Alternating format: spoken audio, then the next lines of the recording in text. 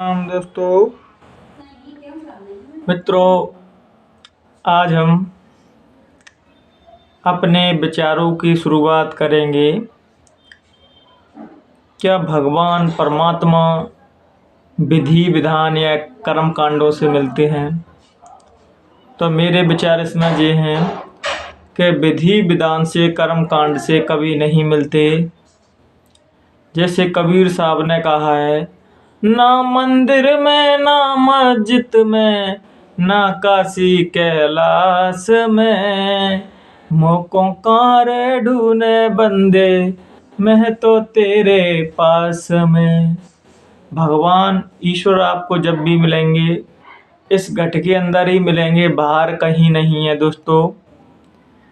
अब एक कथा कथित को सुन रहा था तो वो और बचकानी बात कर रहे थे। कह रहे थे कि जब बाथरूम जाओ या मलमूत्र को करने जाओ तो उसके बाद नहाना चाहिए। अब बताओ, ऐसे मूर्खतापूर्ण बातें करने से, अज्ञानपूर्ण बातें करने से भगवान मिलते हैं? भगवान तो दोस्तों सच्ची भक्ति से, सच्ची आराधना से ही मिलते हैं। जितना आप नियम बंधनों में बंधोगे उतने ही ज़्यादा फंसते जाओगे और ईश्वर का कोई अता पता नहीं मिलेगा। ईश्वर तो सच्चे भजन, सच्ची ईश्वर के प्रति लगन से ही मिलते हैं। क्योंकि कथित लोग जानते हैं कि आजकल के लोगों की मनुष्य की कमजोरी क्या है। वो तुम्हें ऐसे विधि विधान देंगे कि ऐसा करना चाहिए, वैसा करना चाहिए, कोई व्रत ऐसे करना चाहिए, वैसे करना चाहिए। और हालांकि परमात्मा किसी भी विधि विधान में नहीं है दोस्तों। परमात्मा अपने हिसाब से दुनिया को देखता है दोस्तों। जब कृष्ण आए तो कृष्ण की दृष्टि से देखा, जब बुद्ध आए तो बुद्ध की दृष्टि से देखा। कृष्ण ने सारे वेद पुराणों की इज्जत की, उनके बारे में बताया, इनकी महिमा को। और बुद्ध ने सबकी बखोलियाँ उधेड़ दी। बुद्ध ने बताया कुछ नहीं है इनमें। तो परमात्मा दोस्तों अपने अपने अपने ढंग से, अपनी अपनी युगों में अपनी अपनी चीज़ें कहता है दोस्तों। हर युग में चीज़ें चेंज होती हैं दोस्तों। अगर हम घिसी पिटी मान्यताओं के साथ चलते रहेंगे कभी कहीं नहीं पहुंच पाएंगे दोस्तों। आज कोई महात्मा कहते हैं टीवी मत देखो, कोई कह रहा फिल्म मत देखो, कोई कह रहा कुछ मत देखो। ये क्या है? क्या बंधनों से हमें परमात्मा मिल जाएंगी? अपने आप को ही मित्रों इतना विराट बनाना है, इतना स्वतंत्र बनाना है। अगर फिल्म देखने जाओगे तो कोई धर्म भ्रष्ट नहीं होगा दोस्तों। अगर टीवी देखोगे इसमें कोई धर्म भ्रष्ट नहीं होगा। बस शर्त है आप ईश्वर को याद करते हैं। जैसे 24 घंटा में आप नहा रहे हैं, धो रहे हैं, खाना पीना सब कर रहे हैं, तो इसमें बस एक चीज़ और ऐड कर दो, उसमें भगवान की भक्ति ऐड और कर दो। बस सारे काम आपके बनेंगे, सब काम अच्छे से होंगे। कुछ भी चीज़ संसार में छोड़नी नहीं है। वो समय गया कि घर छोड़ दो, द्वार छोड़ दो, पैसे छोड़ दो, अब कुछ नहीं छोड़ना दोस्तों। बस सभी चीज़ों में एक चीज़ और ऐड कर देनी है, जिसको हम भजन कहते हैं, मेडिटेशन कहते हैं। आपको जो चीज़ जच जाए, मतलब परमात्मा की ओर जाने में आपको कुछ भी जच जाए आप वो काम करें। लेकिन जब आप छोड़ेंगे दोस्तों तो आपको भी चीज़ें उतनी ही ज़्यादा सताएंगी। इसलिए सदगुरु ओशो कहा करते थे कि भागना नहीं है, जागना है। गीता में भी भगवान ने कहा है कि भागो मत, जागो। इसलिए दोस्तों संसार में रह के सब काम करते हुए ही भगवान को याद करते हैं दोस्तों। अगर आप भाग के जाओगे भी तो कहाँ जाओगे? क्योंकि रहोगे तो संसार में, संसार से तो कहाँ भाग के जाओगे। इसलिए जब भी भागना है तो इस घट के अंदर जाइए और देखिए कि चेतना रूप में वो मेरे अंदर ब्रह्म ही बैठा है। वो जीवात्मा में स्वरूप वो मेरे ब्रह्म ही बैठा है, उसके अलावा कुछ नहीं है दोस्तों। लेकिन आज करोड़ों लोग दोस्तों, जितने भी लोग हैं सब बाहरी की ओर दौड़ रहे हैं कि परमात्मा कहीं बाहर मिलेगा दोस्तों। अगर बाहर मिलता तो आप खुद सोचिए, कॉमन सेंस लगाइए। करोड़ों लोग दोस्तों तरह तरह के मंदिरों में, तरह तरह के तीर्थों में, चर्चों में, गिरजाघरों में, दरगाहों में, मंदिरों में जाते हैं, उनको तो मिला नहीं। क्योंकि मिल गया होता तो फिर वो ऐसे क्यों भटकते भटकती आत्मा की तरह। लेकिन इंसान की बस विडम्बना यही है कि जहाँ ढूंढना चाहिए वहाँ ढूंढेगा नहीं, और जहाँ ढूंढना है वहाँ मिलता नहीं है।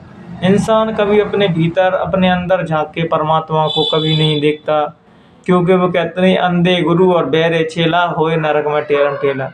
जो आज बता रहे हैं टीवियों के माध्यम से, किसी के माध्यम से, उन्हें खुद नहीं पता परमात्मा कहाँ है, तो वो तुम्हें क्या बताएंगे। वो तो तुम्हें व्रत में, तीर्थ में, जब तरह तरह के कर्म कांडों में ही उलझा देंगे तुम्हें, और वो कहते हैं खुद का भी कल्याण हो गया और तुम्हारा भी कर देंगे दोस्तों। वो दोस्तों इसलिए क्योंकि सत्य अगर वो तुम्हें बता देंगे तो तुम उनके जाना ही बंद कर दोगे, क्योंकि सत्य तो वो सभी कहते हैं वो तुम्हारे अंदर है। अगर वो कह देंगे वो तुम्हारे अंदर है तो तुम उनके यहाँ जाके क्या करोगे दोस्तों। इसलिए बाहर ढूंढने से कहीं नहीं मिलेगा दोस्तों, जब भी मिलेगा तुम्हारे घट के अंदर ही मिलेगा। इतने इतने महापुरुषों ने इस वाणी, कबीर साहब आए, नानक साहब आए, पलटू दास आए, रैदास आए, मीराबाई आए, नानक जी आए, सभी ने तुम्हारे घट के अंदर ही बताया है, बाहर नहीं बताया कि बाहर कहीं मिलेगा। बाहर तो दोस्तों अपना भ्रम है, अपना मन ही हमें उलझा देता है कि जहाँ मिलेगा वहाँ मिलेगा। लेकिन विडम्बना की बात ये है दोस्तों, जिस भी बुद्ध पुरुष ने अपने घट के अंदर परमात्मा आपको बताए, लेकिन हम ऐसे चालाक और मूढ़ लोग हैं, हमने वो मरने के बाद उनकी ही मूर्ति बना के उनको ही पूजने लगे। जैसे महात्मा बुद्ध ने मूर्ति पूजा का खंडन किया, और जब बुद्ध मर गए तो आज एशिया में सबसे ज़्यादा बुद्ध की ही प्रतिमा है दोस्तों, प्रतिमा है। कहने का मतलब दोस्तों, कोई भी बुद्ध पुरुष जो होता है वो आपसे एक ही बात कहता है, अपने घट के अंदर देखिए, अपने अंदर झांकिए, ईश्वर आपको वहीं मिलेगा, बाहर कहीं नहीं मिलेगा।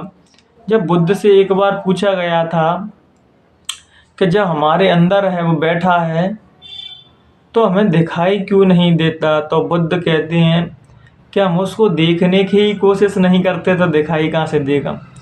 क्योंकि हमारी साधना सब बाहरी हो रहे हैं दोस्तों, बाहरमुखी साधना है, और ध्यान की साधना है अपनी इंद्रियों को अंदर मोड़ के अंतर्मुखी हो जाना। जैसे ही गूंगा मीठे का स्वाद मीठा खा लेता है तो अपने स्वाद को अंदर ही अंदर लेता है, क्योंकि बाहर कह नहीं सकता, बोल नहीं पाता। ऐसे ही कोई ज्ञानी पुरुष होता है, उस ज्ञान को चख लेता है और अपनी मस्ती में डूब जाता है, क्योंकि ज्ञानी पुरुष जानता है आज संसार में मूढ़ों की, मंद बुद्धियों की कमी नहीं है दोस्तों। आज धर्म के नाम पर लोग इतने हिंसक हो गए हैं कि तुरंत तलवार खींच लेते हैं, तुरंत एक दूसरे के लिए मारने के लिए दौड़ पड़ते हैं।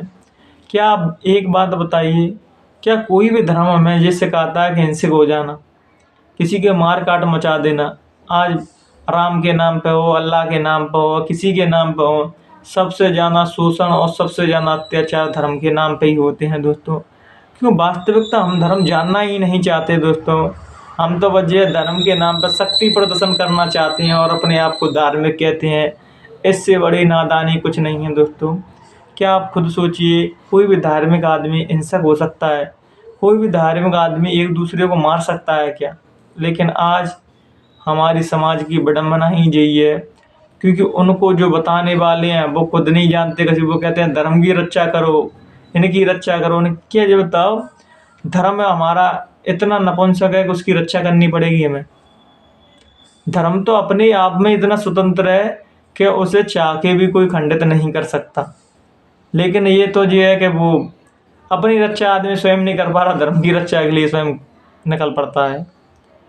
इसलिए दोस्तों, ज़्यादा संसार में भटकोगे तो तुम्हें ईश्वर कहीं नहीं मिलेगा। आप जहाँ हो, जो भी काम कर रहे हो, जिस भी परिस्थितियों में, आप 24 घंटों में जो भी नित्य कर्म करते हो उसमें भगवान का भजन और ऐड कर दीजिए। वो आप किसी भी माध्यम से याद करो उसको, या भजन गा के याद करो, मेडिटेशन से याद करो, लेकिन कहने का भाव आप उसको याद कीजिए। आपका कोई कुछ बिगाड़ने वाला नहीं।